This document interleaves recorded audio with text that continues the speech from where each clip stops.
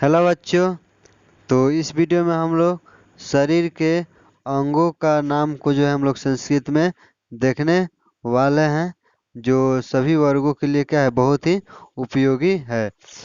जैसे आप लोग को स्क्रीन पर दिखाई दे रहा है, कान, गाल, जांघ, दाढ़ी, तोंद, गर्दन, खाल, दांत, नाक, दिमाग, पलक, पेट, पसीना, भौं, मूंछ, कपाल इत्यादि। इसके अलावा भी बहुत सारे शरीर के अंगों को जो है नाम जो है संस्कृत में बताया गया है। तो आप लोग वीडियो को जो है अंत तक देखिएगा और इसमें जितने भी शरीर के अंगों को नाम को जो बताया गया है उसे आप लोग लिख कर और याद कर लीजिएगा। जिनके सर पे ममता की दुआएं हैं, किस्मत वाले वो हैं जिनकी माए हैं। ओ जिनके सर पे ममता की दुआएं हैं, किस्मत वाले वो हैं जिनकी माए हैं। तो चलिए हम लोग वीडियो स्टार्ट करते हैं। देखिए, तो दिया हुआ है दांत। तो दांत का संस्कृत जो है रदना होता है, दसना होता है और दंता भी होता है। आगे देखिए, आगे दिया हुआ है दिमाग। तो दिमाग का संस्कृत जो है मस्तिष्कम होता है। इसके बाद दिया हुआ है नाक। तो नाक का संस्कृत जो है घ्राणेंद्रिय होता है। इसके बाद दिया हुआ है नाखून। तो नाखून का संस्कृत जो है नख होता है। उसके बाद दिया हुआ है नीचे का ओठ। तो नीचे का ओठ का जो है संस्कृत जो है अधरोष्ट होता है। उसके बाद दिया हुआ है पलक। तो पलक का संस्कृत जो है पक्ष्मा होता है। देखिए, उसके बाद दिया हुआ है पसीना। तो पसीना का संस्कृत जो है स्वेद होता है। उसके बाद दिया हुआ है पेट। तो पेट का संस्कृत जो है उदर होता है। उसके बाद दिया हुआ है पैर। तो पैर का संस्कृत जो है पाद होता है। उसके बाद दिया हुआ है बीच की उंगली। तो बीच की अंगुली का संस्कृत जो है मध्यमांगुली होता है। उसके बाद दिया हुआ है भाव। तो भाव का संस्कृत जो है भ्रू होता है। उसके बाद दिया हुआ है मन। तो मन का संस्कृत जो है मनस होता है। देखिए, उसके बाद दिया हुआ है माथा या सिर। तो माथा या सिर का संस्कृत जो है मस्तकम होता है। उसके बाद दिया हुआ है मांस या गोश्त। तो मांस या गोश्त का संस्कृत जो है मांसम होता है। उसके बाद दिया हुआ है कपाल। तो कपाल का संस्कृत जो है ललाटम होता है। उसके बाद दिया हुआ है मुंह। तो मुंह का संस्कृत जो है मुखम भी होता है और आस्यम भी होता है। उसके बाद दिया हुआ है मूछ। तो मूछ का संस्कृत जो है समश्रु होता है। उसके बाद दिया हुआ है रोंगटा। तो रोंगटा का संस्कृत जो है रोमा होता है। उसके बाद दिया है स्त्री की चोटी।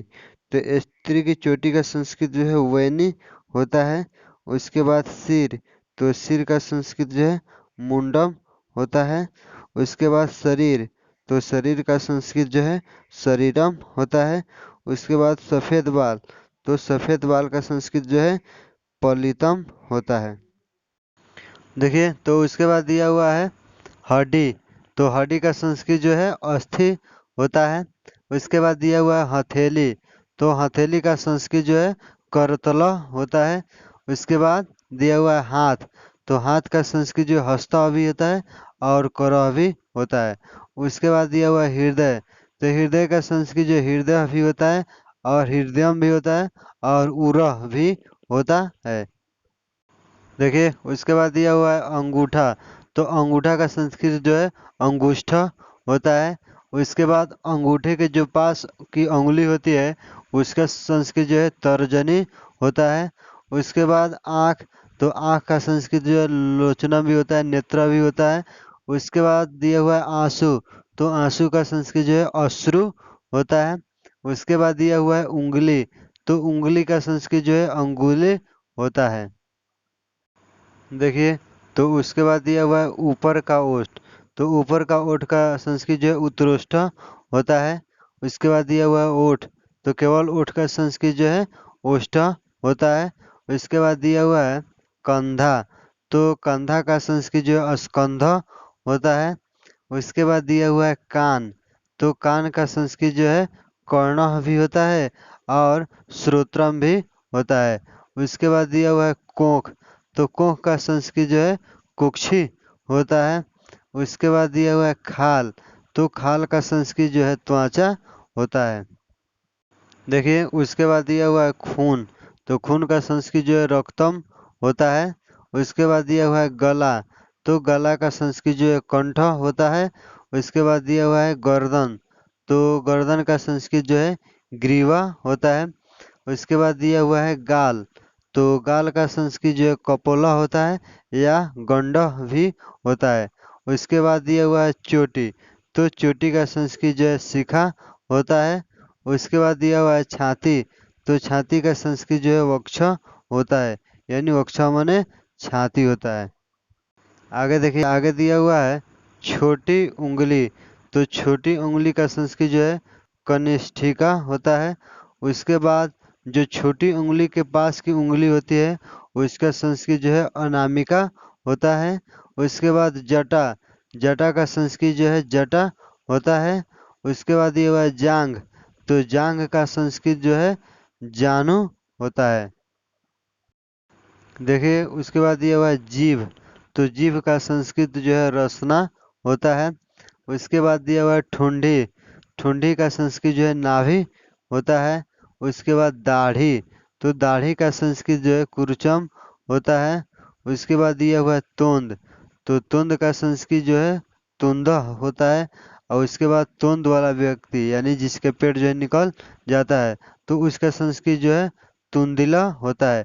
तो इन सभी शरीर के अंगों को, नामों को जो है आप लोग लिख कर और याद कर लीजिएगा। तो फिर हम लोग मिलते हैं अगले वीडियो में। जय हिंद, जय भारत।